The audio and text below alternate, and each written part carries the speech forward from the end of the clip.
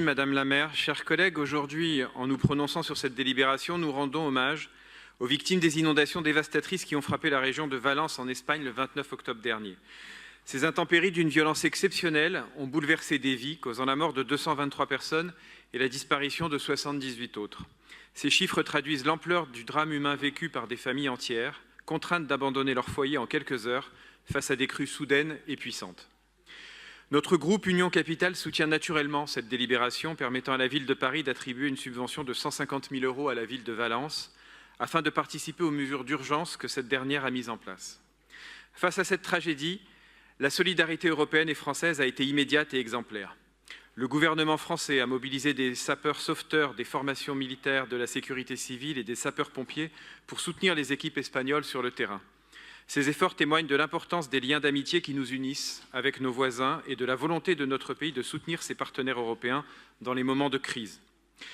Au niveau européen, le mécanisme de protection civile de l'Union européenne a été activé sans délai pour coordonner l'aide logistique et matérielle des États membres. L'Union européenne, par l'intermédiaire de son centre de coordination de la réaction d'urgence, a mis à disposition des cartes détaillées de la région touchée grâce au service de surveillance Copernicus. Ces cartes permettent une évaluation précise des dégâts et oriente les équipes de secours pour des interventions ciblées et efficaces. Cette collaboration souligne l'importance de la solidarité européenne et l'utilité des dispositifs de coopération qui permettent de mobiliser rapidement des ressources en cas de catastrophe. L'Europe est suffisamment malmenée parfois pour que, quand les choses fonctionnent, nous puissions le dire aussi.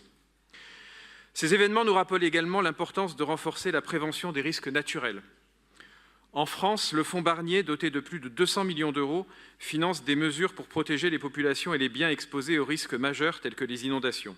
Ce fonds permet de mettre en place des infrastructures de prévention, des études des risques et des actions de relocalisation pour réduire la vulnérabilité des zones exposées. Ce dispositif, essentiel dans notre politique de gestion des risques, constitue un modèle de résilience face aux aléas climatiques qui affectent de plus en plus de régions en Europe. Alors que nous rendons hommage aux victimes et exprimons notre solidarité avec les familles touchées, cette tragédie doit renforcer notre détermination à anticiper et prévenir de telles crises. Le changement climatique, tout le monde l'a dit ce matin, augmente la fréquence et l'intensité de ces phénomènes météorologiques extrêmes. Il est donc essentiel de consolider la coopération entre nos nations européennes pour répondre efficacement à ces défis et d'avoir des mesures appropriées. Mes collègues auront l'occasion d'y revenir lors des discussions sur le plan climat et le plan résilience. En mémoire des victimes de cette tragédie et en solidarité avec nos amis espagnols, renouvelons notre engagement pour un avenir où prévention, solidarité et résilience restent les principes moteurs de notre action commune. Nos pensées les accompagnent en ces heures difficiles. Je vous remercie. Merci.